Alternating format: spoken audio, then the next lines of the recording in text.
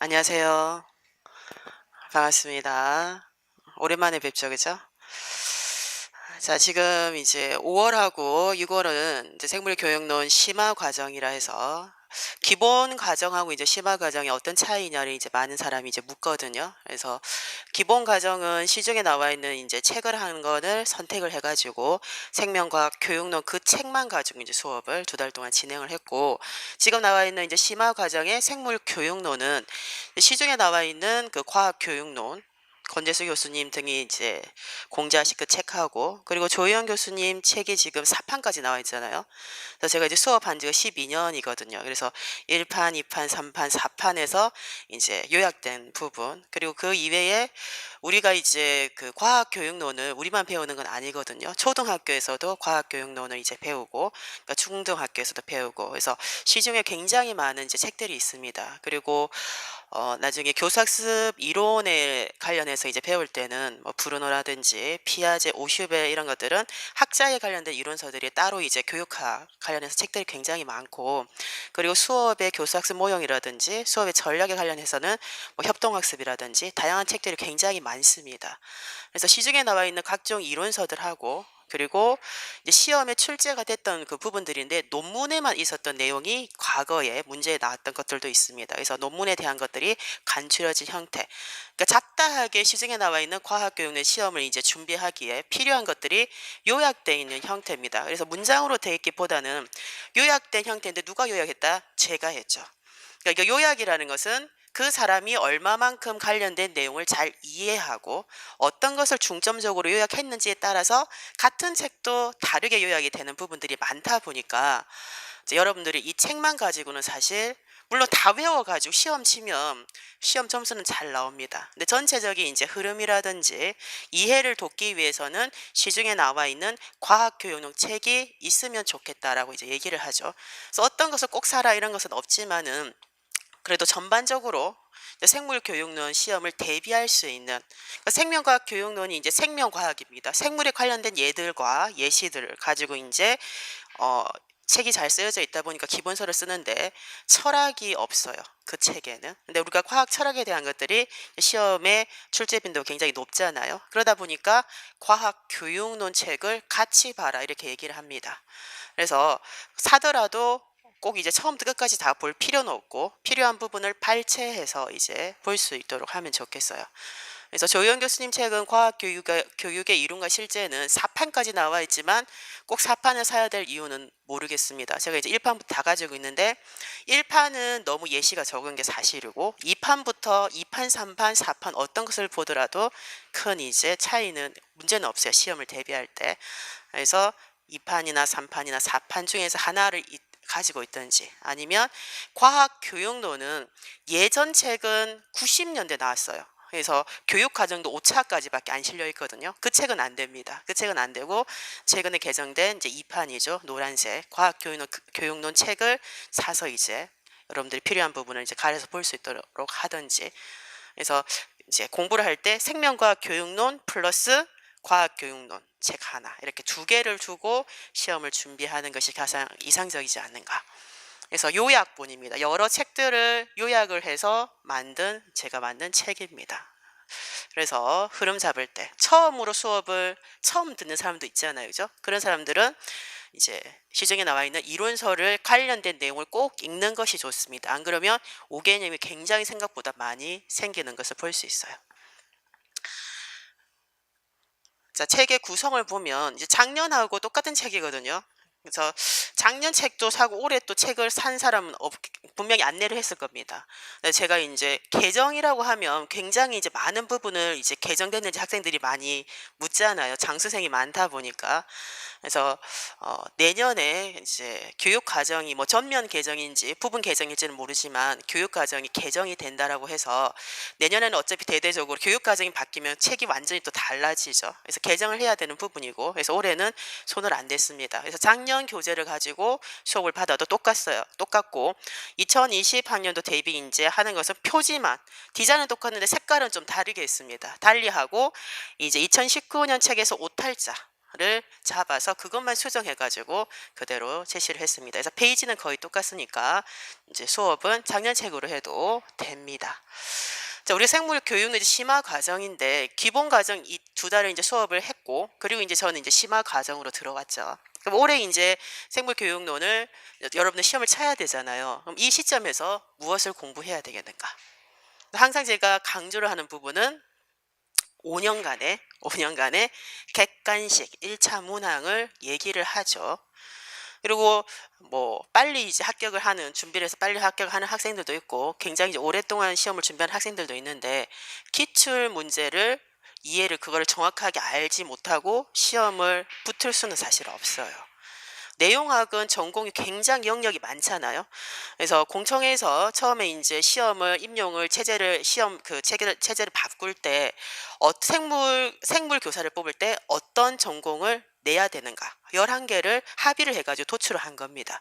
그래서 각 생물학을 전공하는 교수들부터 해서 학회를 다 모아 놓고 생물에 임용해서 이거 이 문제 꼭 넣어야 되니, 이걸 꼭 문제를 만들어야 되니, 이걸 꼭 알아야 되니, 교사가 이제 이것을 가지고 연구를 해서 합의된 것이 11개 영역 정도 되는 것이고, 그리고 이제 생물 교육론은 세부적인 내용은 사실 없지만 생물 교육론, 생물 선생이 그 교육 과정에 명시되어 있는 학년별로 어떤 생물에 관련해서 어떤 내용을 가르쳐야 되는가 단원명이 있고 학습 내용 성취 기준이 있잖아요. 그럼 이 내용을 어떤 방법으로 학생들에게 전달을 하고 이해를 시키고 어떻게 평가를 하며 그 과정에서 필요한 교수학습 이론이 무엇이고 전반적인 이해를 돕기 위한 철학이라든지 다양한 부분에서 무엇을 이제 테스트를 해야 되는가 알아야 되는가 6개 영역으로 우리 이제 생물 내용에는 6개 세부 영역이 있습니다. 그래서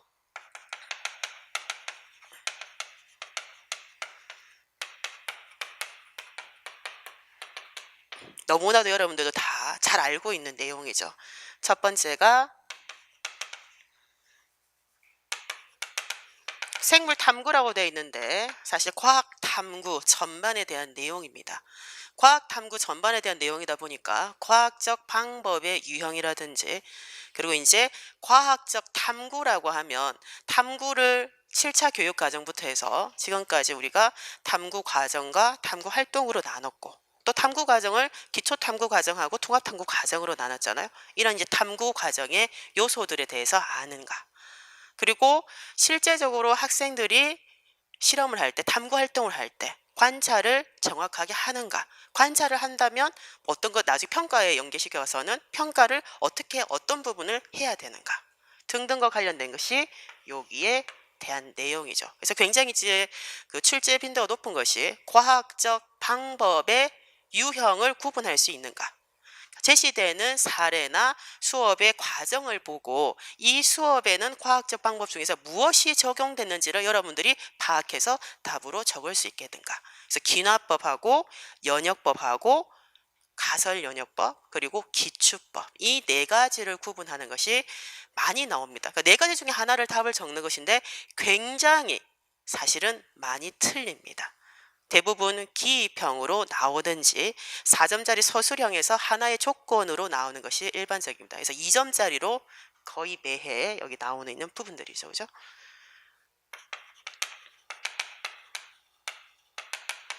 그리고 철학.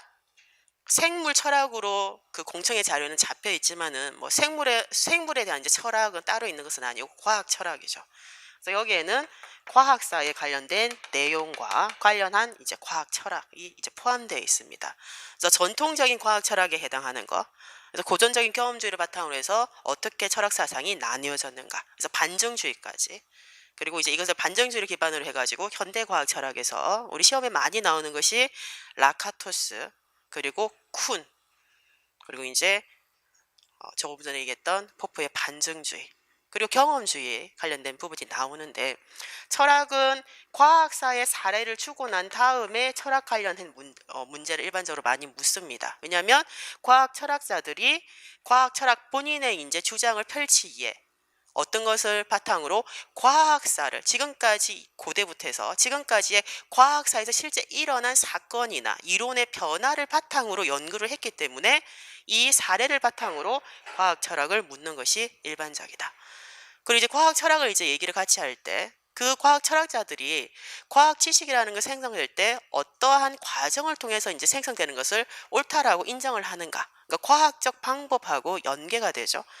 그래서 전통적인 과학 철학에서는 이제 귀납주의자들이 많고, 그러니까 귀납법을 가지고 과학 지식이 이제 생성된다는 입장을 가지고 이제 접근을 하게 되고, 그리고 뭐 연역법이라든지, 그리고 뭐 가설 연역법이라든지 다양한 측면에서의 부분들을 가지고 연계시켜서 이렇게 다 연계돼서 이제 많이 나오는 형태가 됩니다. 그래서 과학적 방법은 이렇게 연계가 많이 되죠. 과학사, 과학 철학, 과학적 방법.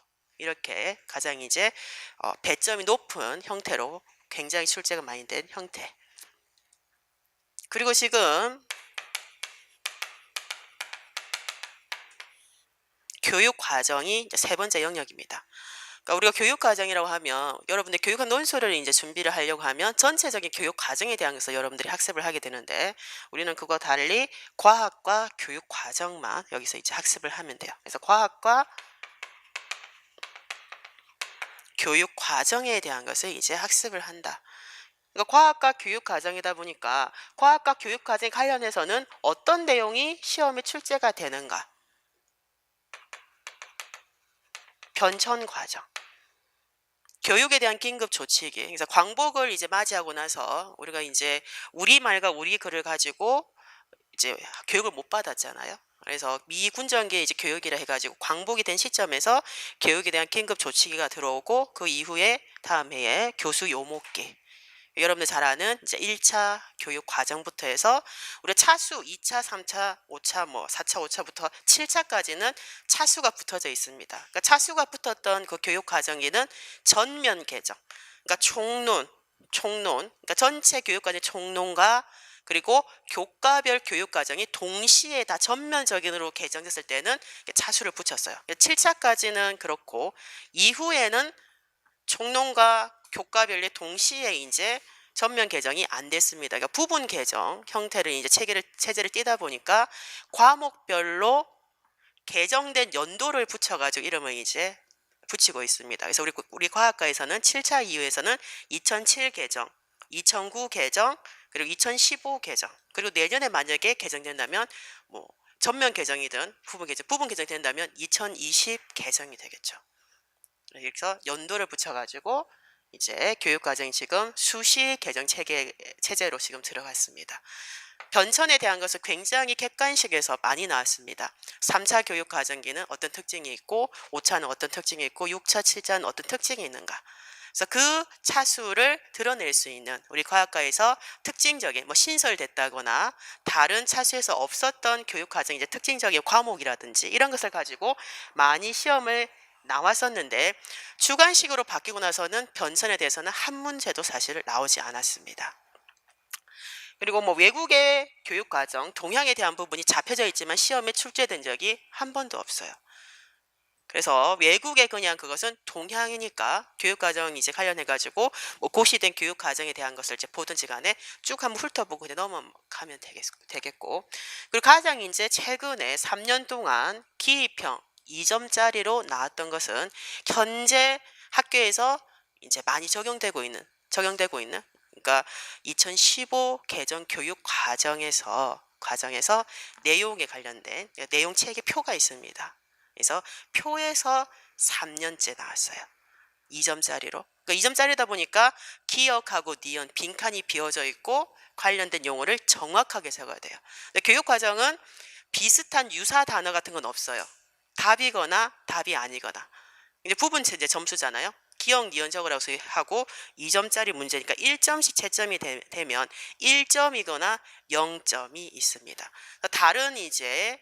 다른 문항과 달리 교육과정은 3명이서 여러분들 이제 여기 나와 있는 학생들 모든 학생들의 교육과정 문제를 3명이서 전국의 학생들 다 매기잖아요. 1,500개를 매긴단 말이죠.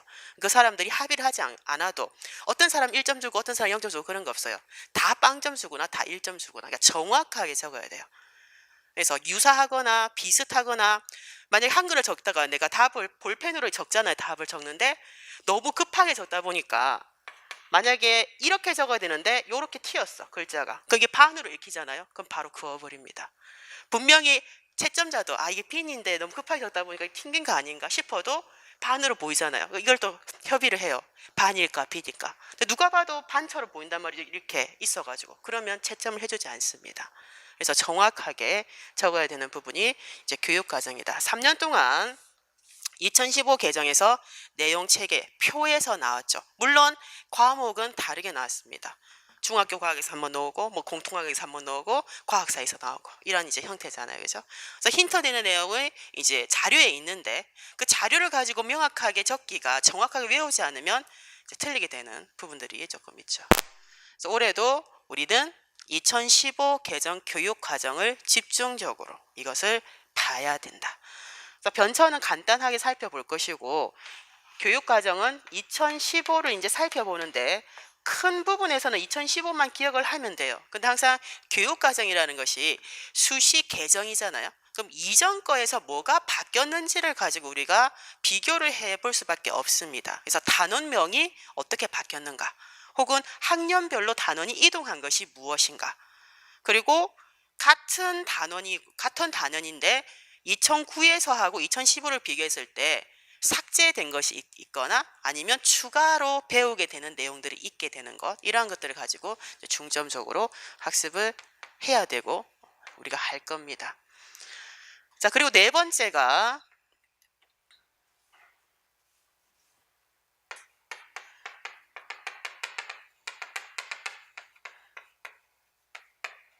교수 학습에 대한 이제 이론입니다.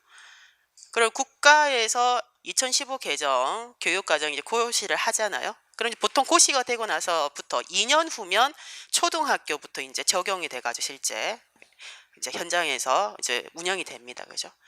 그래서 올해가 지금 중학교 2학년 그리고 고등학교도 그렇고 그래서 2015까지 다 들어갔어요. 그러니까 내년 2020년 3월 1일자가 되면 초등학교, 중학교, 고등학교 모든 학생이 2015 개정 이제 교육 과정을 가지고 적용된 교과서를 가지고 수업을 받게 되는 이제 내용입니다.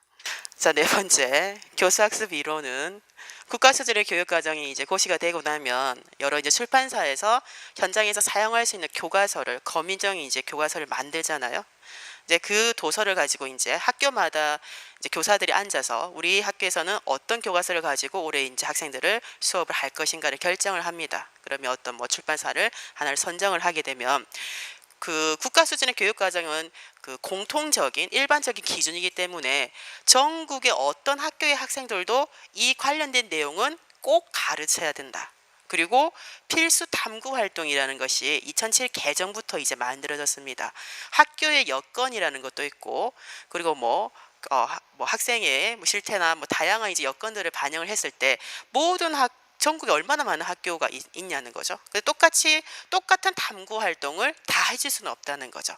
그러다 보니까 어떤 학교는 많이 하고 어떤 학교는 적게 하고, 같은 학교 내에서도 1학년이 10반이면 5반을 A 선생님이 맡고 뒤에 5반을 B 선생님이 맡으면 같은 걸 가르치는데 A 선생님은 탐구 활동을 많이 하고 B 선생님이 적게 하면 학부모들이 항의를 하고, 그러니까 이런 것 결정이 굉장히 이제 어렵다는 부분들이죠. 그러다 보니까 기본적으로 교사들은 제시된 수업 시간 내에 탐구 활동이 가면 갈수록 차수를 이제 개정되면 될수록 탐구 활동이 너무나도 많아지다 보니까 다 할 수가 없다. 시간이 부족하다. 다른 이제 문제점이 많아졌죠. 그래서 필수적으로 꼭 해야 되는 필수 탐구 활동만 단원별로 해라. 적게는 2개, 많게는 4개까지가 제시가 되어 있습니다. 이거는 모든 교과서에 다 들어가 있어야 돼요. 그래서 뭐 10종의 10개 출판사에서 같은 이제 중학교 1학년 과학 교과서를 만들었다 할 때 심사를 하잖아요. 심사를 할 때 필수 탐구 활동이 빠지면 탈락입니다. 그러니까 어떤 교과서든 다 들어가 있어요. 그러니까 여러분들이 그러면 나중에 2차 시험을 준비를 하게 되잖아요. 그럼 그런 이게 불안감이 있어요. 교과서마다 조금씩 탐구 활동이 차이가 있던데 그러면 실험 평가를 제가 준비를 하는데 10개 출판사를 다 봐야 되는가? 그러진 않는다는 거죠. 우선적으로 필수 탐구 활동은 어떤 교과서나 다 들어가 있기 때문에 본인이 가지고 있는, 대신 그 연계는 있으면 좋아요. 중학교 1학년, 2학년, 3학년이면 같은 출판사 걸 그냥 가지고 보면 이제 좋죠. 이렇게 이제 보게 되는데 그런 필수 탐구 활동, 그리고 인제 그런 인제 학생들을 이제 가르치게 되는 부분은 교사의 재량이 굉장히 많이 들어가게 되잖아요. 그러면 이런 이제 조화 공통적인 일반적인 기준이 제시되어 있는 교육 과정을 바탕으로 해 가지고 이거를 전국의 학생들에게 똑같이 이제 이해를 이제 시켜야 되는 것은 교사 몫이라고 할 수 있습니다. 그러면 교수하고 학습하는 과정에서 어떻게 학습이 이루어지고 어떻게 교수를 해야 학생들이 수업 목표, 학습 목표에 잘 도달할 수 있는가? 이거에 관심을 가질 수밖에 없다는 거죠. 그래서 관련된 이론들을 배우는 것이 네 번째 영역이다라고 볼 수 있습니다. 그래서 교수학습 이론과 관련해 가지고 우리가 이제 교육학을 연결시키자면 교육 심리에 관련된 부분이 여기에서 이제 많이 연관이 이제 깊죠. 그래서 우리 교육 심리적인 이제 부분에 접근을 하자 보면 시대적으로 행동주의에 관련된 이론이 있고 뭐 행동주의도 초기 행동주의, 후기 행동주의 더 이제 구체적으로 나눠지겠지만 크게 봤을 때 행동주의 그리고 이후에 이제 시기에는 인지주의. 지식이란 무엇인가? 지식은 어떤 과정을 통해서 생성되는가? 관심을 이제 가지게 됩니다.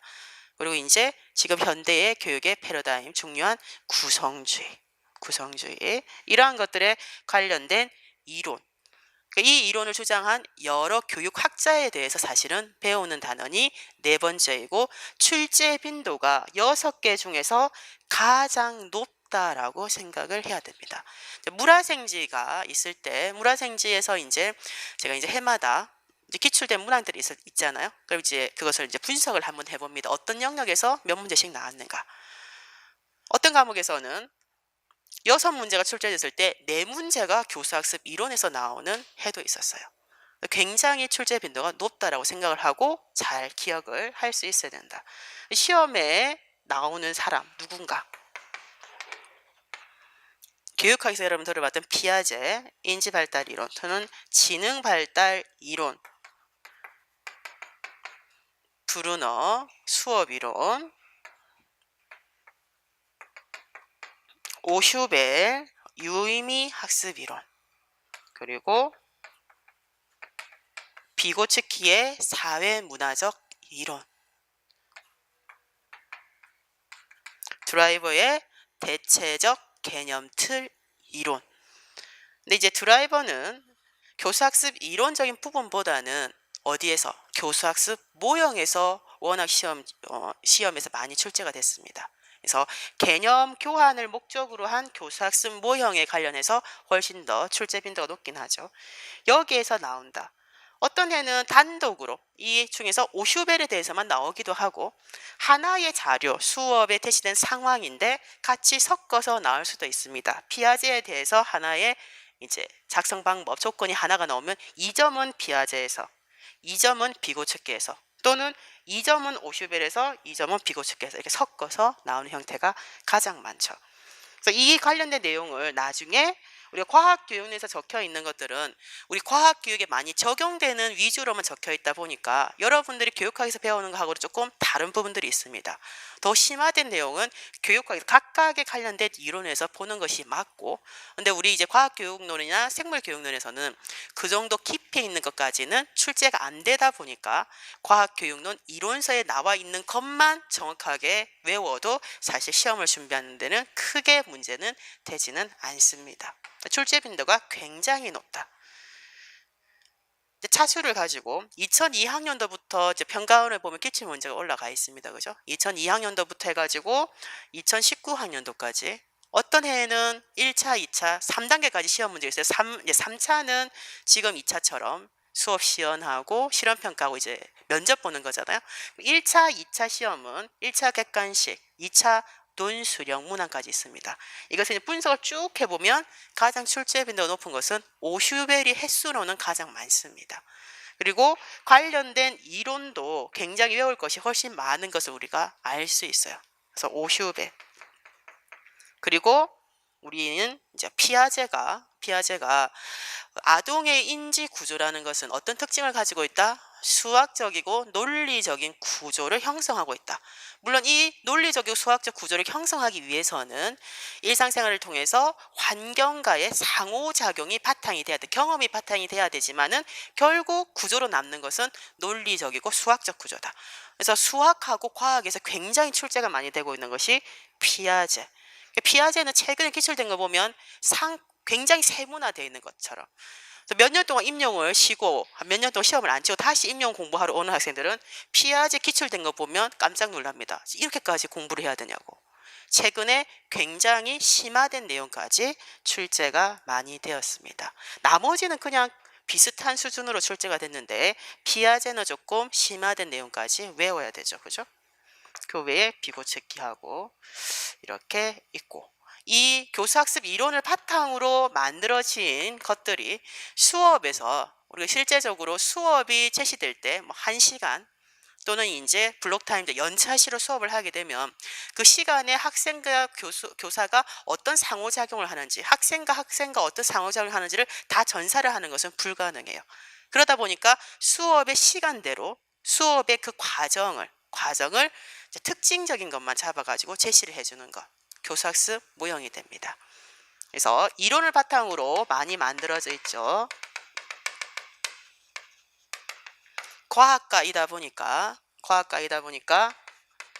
탐구 능력, 그러니까 탐구 활동을 중점적으로 해서 탐구 능력도 획득하고 그 과정에서 지식도 획득하고 태도도 함양시키는 것. 그러니까 탐구를 중요하게 다뤄야 되기 때문에 해야 되기 때문에 필요한 교수학습 모형. 처음에 순환학습 모형은 탐구 지향적인 교수학습 모형이었죠. 그죠? 그러니까 순환학습 모형에 대해서 대부분이 탐구를 학생들에게 가르치기 칠 때 사용하는 수업 모형이다. 순환학습 모형. 그리고 여기 브루너가 있잖아요.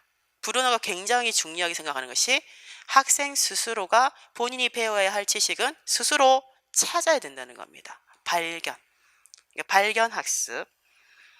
여기 나와 있지 않지만 학문 중심 교육 사조가 유행을 했을 때 이제 스와브라는 사람은 탐구를 굉장히 중요하게 생각을 했습니다. 실험실 안에서 이루어진 그러니까 원인과 결과를 인과관계를 밝히는 이제 그 실험이죠. 그래서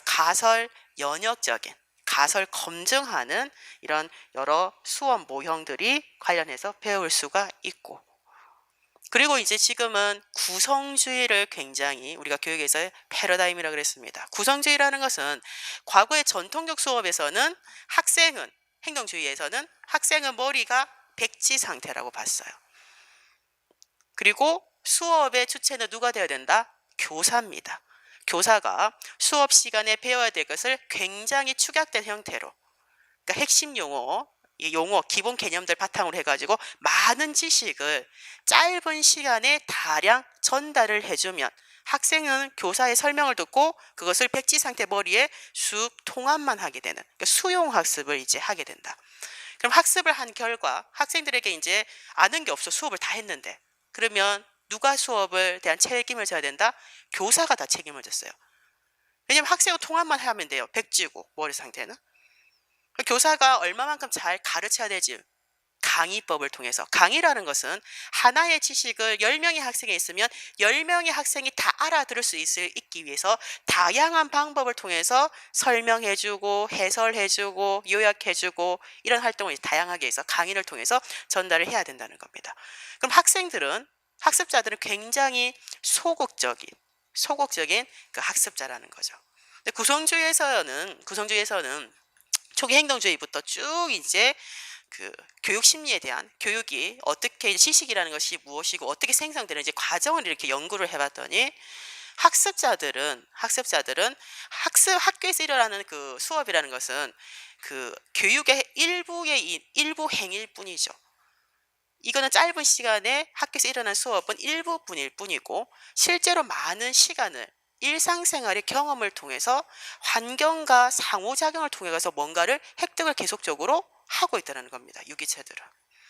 그래서 수업을 하기 이전에 오늘 수업은 무엇에 대해서 배우겠습니다 했을 때 10명의 학습자가 앉아있다면 10명의 학생은 자라는 집안 환경도 다르고 사는 곳도 다르고 관심 있는 분야도 다르고 학습이 이루어진 정도도 다르고 지적 능력도 다 다르고 모든 부분이 다 다르다 보니까 개인별로 수업 이전에 수업 주제와 관련해서 가지고 있는 경험이나 지식이 다 다르다는 거죠. 그럼 다 다른 지식을 가지고 있는데 연구를 해보니까 과학적 개념하고는 달라요. 그래서 5개념을, 대안 개념을 다 가지고 있더라. 그러니까 구성주의에서는 수업의 목적이 무엇이다? 수업 이전에 수업 주제와 관련해서 학습자들이 가지고 있는 이 5개념을 과학적 개념으로 바꾸는 것. 바꾸는 것을 누가 해야 된다? 교사가 해주는 것이 아니라 학습자 스스로 본인 생각을 바꿔야 되는 거죠. 물론 그 과정에 교사가 도움을 줄 수는 있습니다. 하지만 결정적으로 개념을 교환하는 것을 누가 해야 된다? 학습자들. 그래서 구성주의에서는 학습자들 굉장히 수업에 적극적으로 참여하고 능동적으로 참여하는, 그리고 수업의 학습의 결과도 누가 책임진다? 학습자가 책임을 진다. 이런 이제 관점으로 바뀌게 되죠. 그래서 구성주의 관점에서는 개념 교환이 이제 목적인 수업을 해야 된다. 그래서 관련돼 있는 교수 학습 모형이 여러 이제 종류들이 있죠. 그죠? 요거를 이제 우리가 또 학습을 해야 되고, 출제가 굉장히 이제 과학과니까 탐구에 관련된 수업 모형도, 교수 학습 모형도 나오고, 그리고 구성주의 관점에서의 개념 교환을 목적으로 한 여러 수업 모형 중에서도 출제가 되고 있습니다. 시험에 어떤 것이든 간에 나와요. 그래서 네 번째 교수학습 이론과 이것을 바탕으로 만들어진 여러 교수학습 모형들이 있을 때 이것이 생물교육론에서는 한 60-70% 정도를 사실 차지하는 배점입니다. 그래서 놓치지 않아야 됩니다.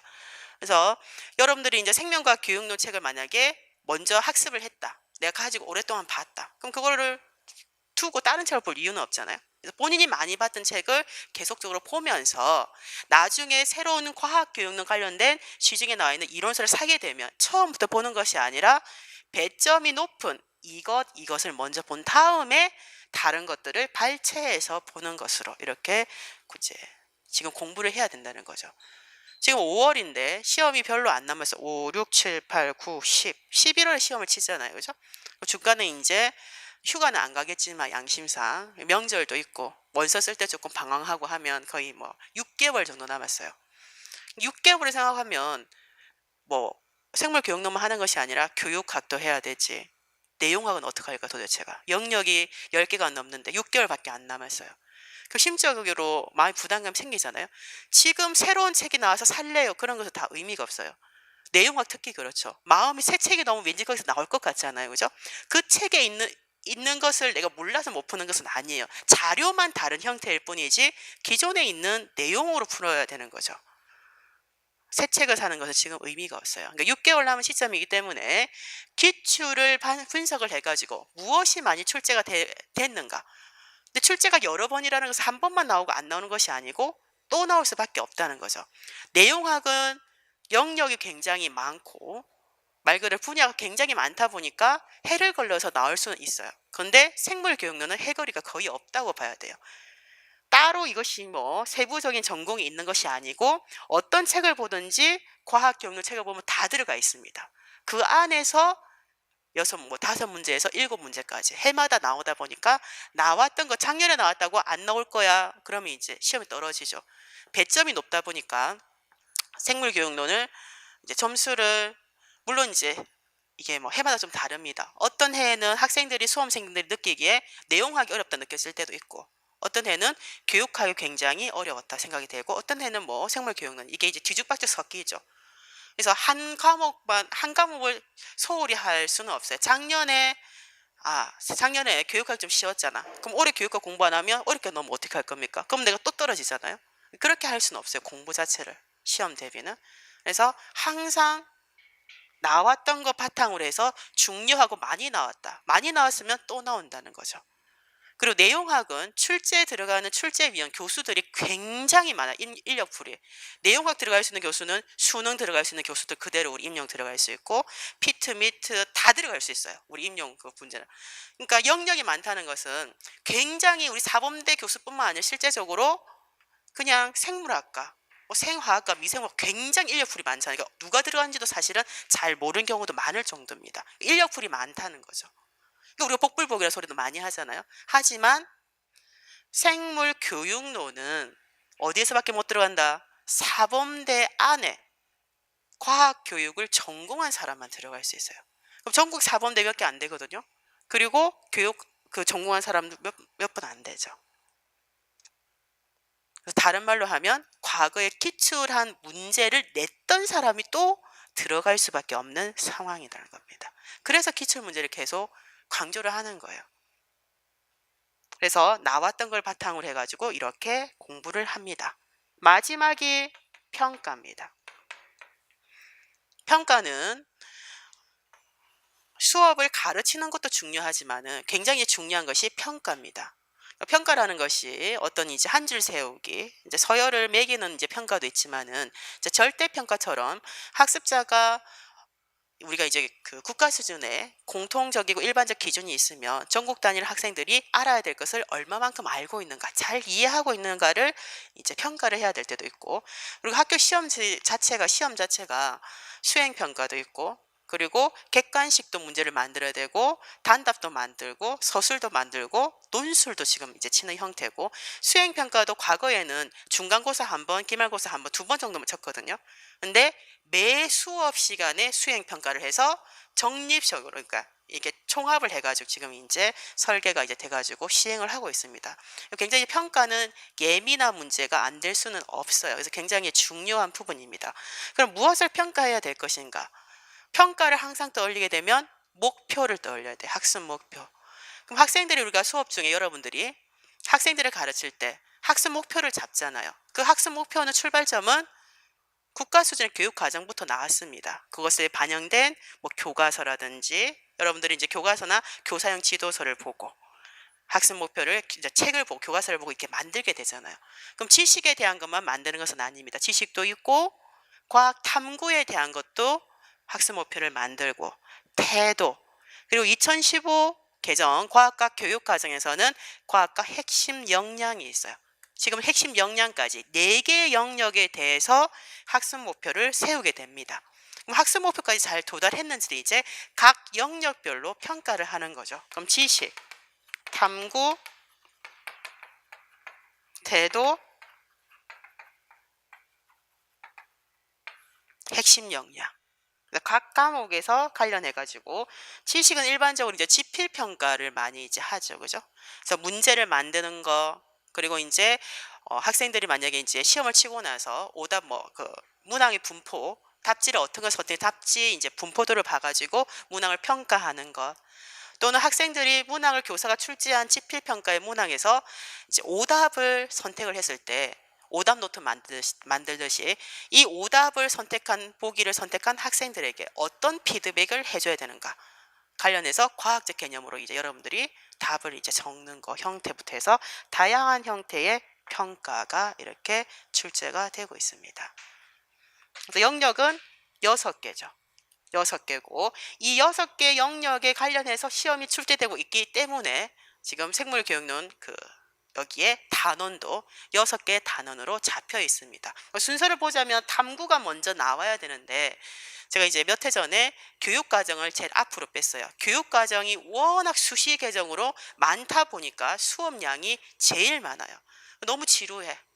그래서 앞쪽으로 먼저 뺀 다음에 맛보기. 자, 이게 생물교육 처음 할 때 맛보기로 이제 교육과정 먼저 합니다. 그리고 나서 탐구하고 철학하고 교사학습 이론이 4장, 5장, 6장 평가로 마무리됩니다. 오트가 좀 길어지고 있는데, 그래서 심화 과정은 기본적으로 8주로 잡혀 있지만 8주 만에 끝낼 수는 없어요. 교육과정 워낙 길고, 길면 10주까지 넘어가지만 계획은 9주 차에 마칩니다. 그래서 5월이 5번 수업이 되죠. 5월 31일까지. 그리고 6월에 4번을 하면 6월 28일이 9주차 수업입니다. 9주차 수업을 가지고 마무리를 합니다. 그리고 마무리는 모의고사, 생물교육론 모의고사로 마무리를 합니다. 그러니까 내용학은 없고 그냥 교육론 문제를 한 10문항 내외로 해서 실제 기입형하고 서술형 4점짜리로 구성을 한 다음에 여러분들이 치고, 직강생들은 걷어서 채점을 해서 평균 점수를 알려주잖아요, 제가. 하고 인강생들은 그렇게까지는 안 될 것 같고.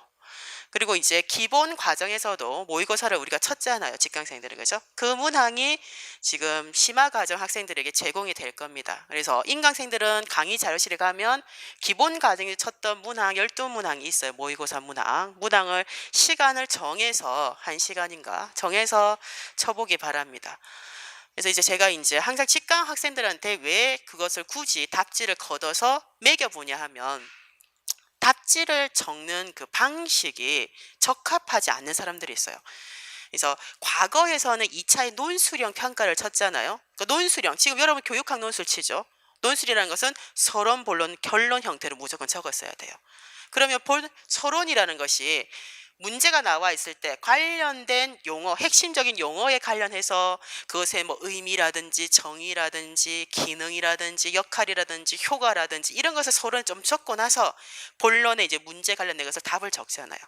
근데 이 이제 논술형 문항이 없잖아요, 지금의 이제 시험이. 그럼 이제 서술형은 제시된 이 공간 자체가 제한적이고 시간도 굉장히 타이트합니다. 시험 문제 칠 때 문제를 풀게 되면.